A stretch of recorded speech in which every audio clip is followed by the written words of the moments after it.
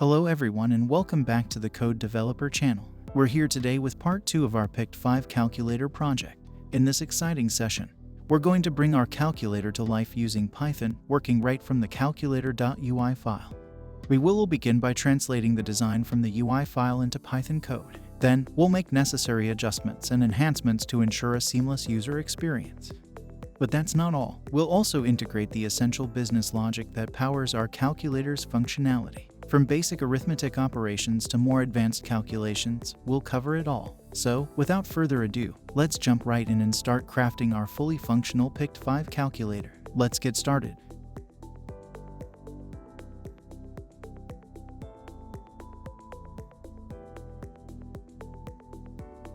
To convert the UI design into Python code, we'll use the following command: PyQt5 space -x space input UI file space -o space output Python file. This command will help us create the Python file that corresponds to our UI design. To begin, let's create a Python virtual environment for our project. We'll do this using the command pyspace -m space ben space calcn. This will set up a clean environment specifically for our calculator project. Next, we'll activate the newly created environment. On Windows, use the command calcenv/scripts /activate, and on Mac OS Linux, it's source calcenv/bin /activate. Once the environment is activated, we'll install PyQt5 using the command pip install PyQt5. This will ensure that we have all the necessary tools and libraries to work with PyQt5 in our project.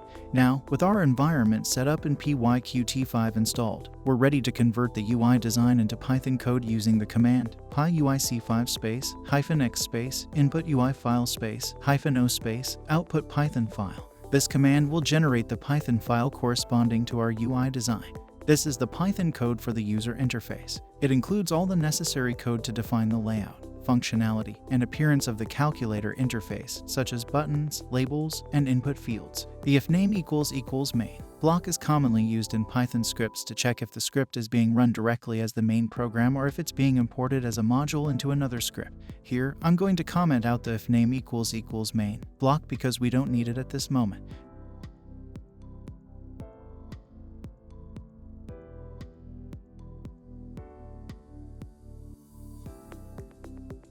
Now, I'm going to create the main app file called app.py.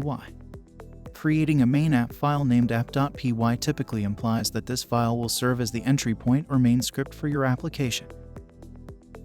It's common practice to have a separate file that orchestrates the execution of your application, imports necessary modules or classes, and defines how different parts of your application interact. Now, we'll create a dialog box widget where we'll display the calculator UI.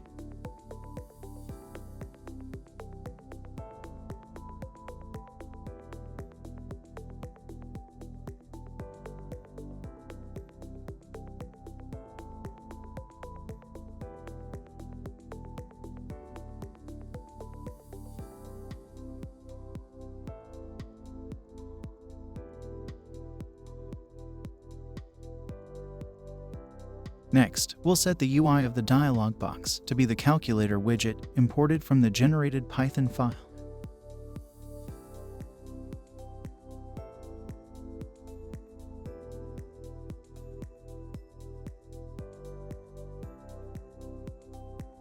Next, we'll call the setup UI method of the calculator widget. Here, we import QApplication from PyQt5. QApplication manages the GUI application's control flow and main settings. Here, we create an instance of QApplication. The sys.rgv parameter allows our application to accept command line arguments. Then, we create an instance of our calculator window. This is a custom class that we have defined above. This class sets up the user interface for our calculator, including all the buttons and display areas. Then, we call the show method on our window object. This method is crucial as it makes our calculator window visible to the user. Finally, we enter the main event loop by calling app.exec. This method will keep running until our application is closed. The sys.exit function ensures that our application exits cleanly when the event loop is terminated.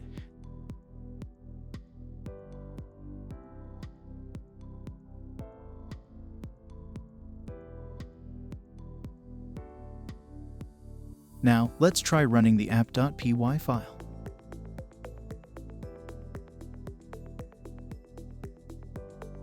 Let's try again. Yes, here we have the calculator GUI. Now, we'll add the business logic to the calculator, which will allow users to interact with the calculator.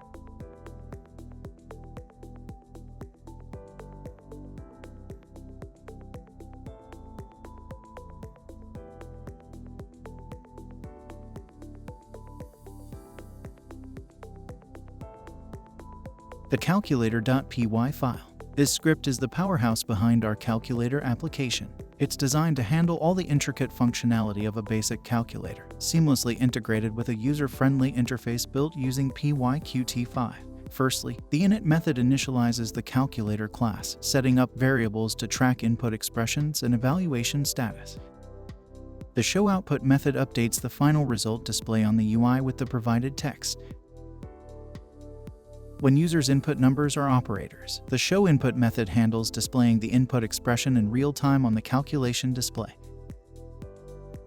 For a fresh start, the clear method resets the calculator, clearing the input and resetting the display.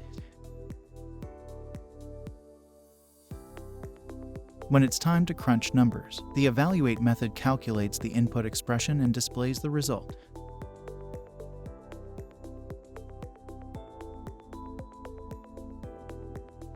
Lastly, the setEventListeners method connects UI buttons to their respective functions, ensuring smooth interaction with the calculator. With this script, users can perform basic arithmetic operations, percentages, and decimals, all within a sleek and efficient interface.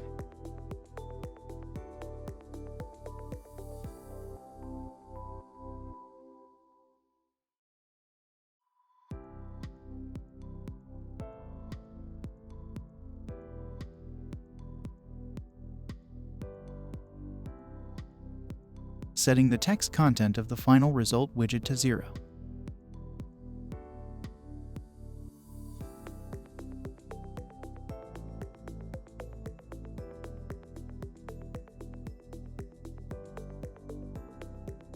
Run the app.py file and then see the result.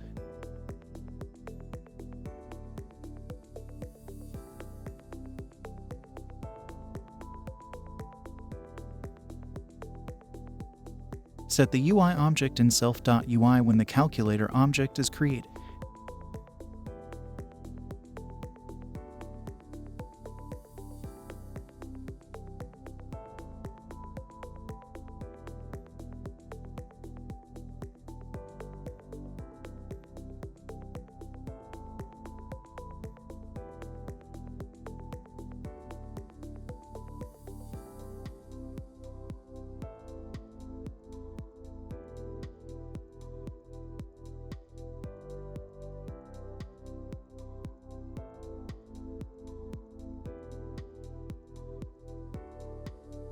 We need to create the calculator calc object by passing the self.ui so that we can make interaction between the UI and business logic.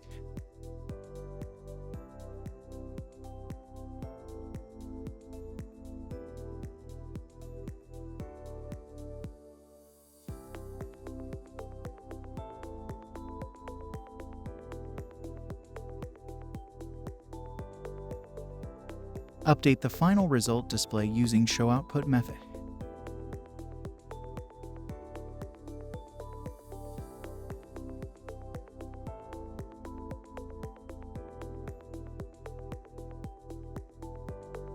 By using from calculator import calculator, we're essentially saying, bring in the calculator class from the calculator module so we can use it in this script.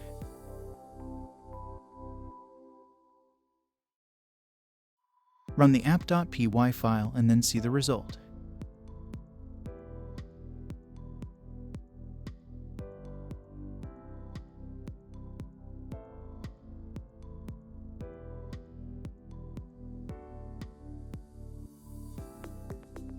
We need to make the text value dynamic by removing the static data and instead using a variable called text, which will be passed as a parameter to the showOutput method.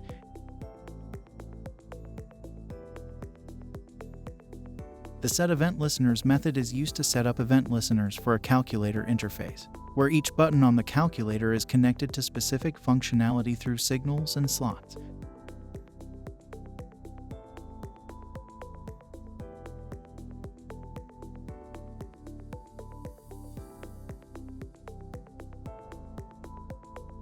Now we are going to connect the clear button. When clicked, it triggers the clear method.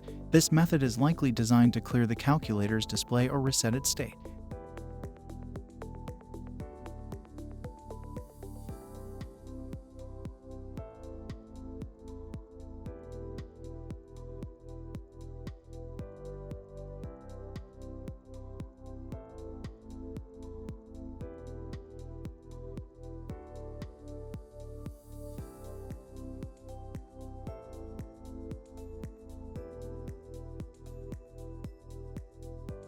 Now we can run the program and check the clear button is working.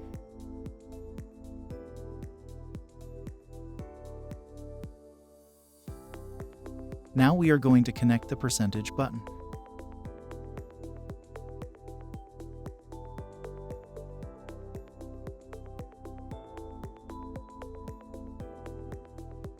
Percentage button. When clicked, it adds a percent character to the current input, likely to be used in a calculation involving percentages. This is done through the show input method.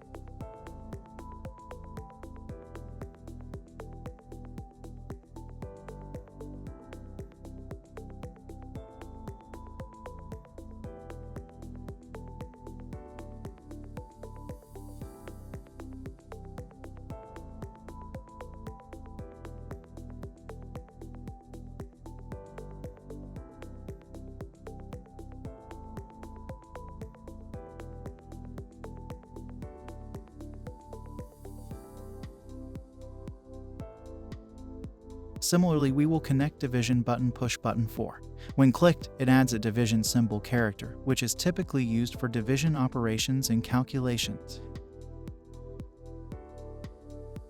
Similarly, we will connecting all number buttons push button 6, push button 5, push button 8, etc. These buttons are connected to the show input method with the parameters 7, 8, 9, etc. respectively. They append these numbers to the current input on the calculator's display.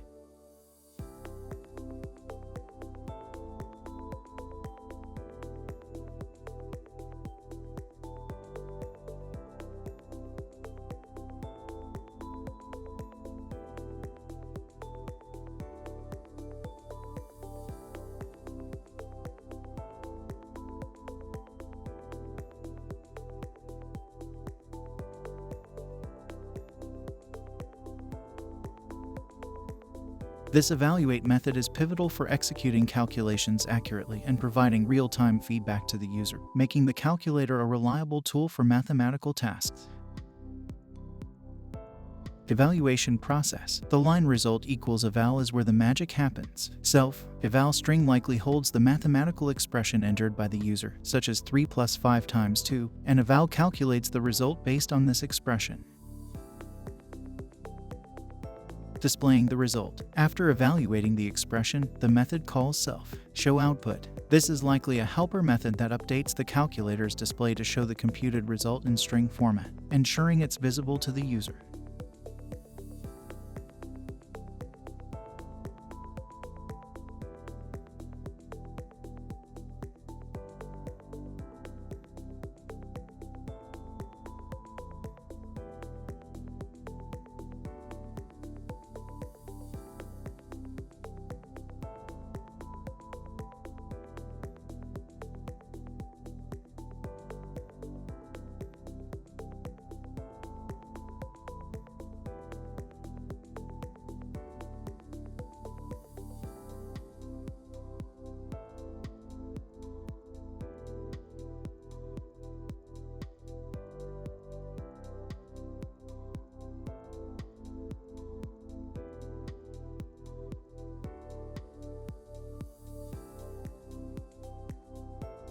Run the program and let's see whether the events are working correctly. Here there is an issue with input display. We need to concatenate the input and show it in the display.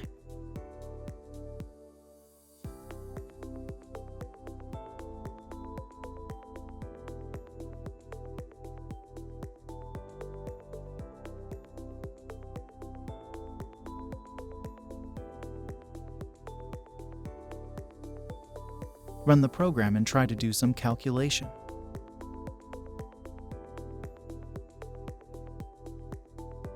Yes, now need to fix one more thing. After user press the clear button, we need to show 0 in the input and output display.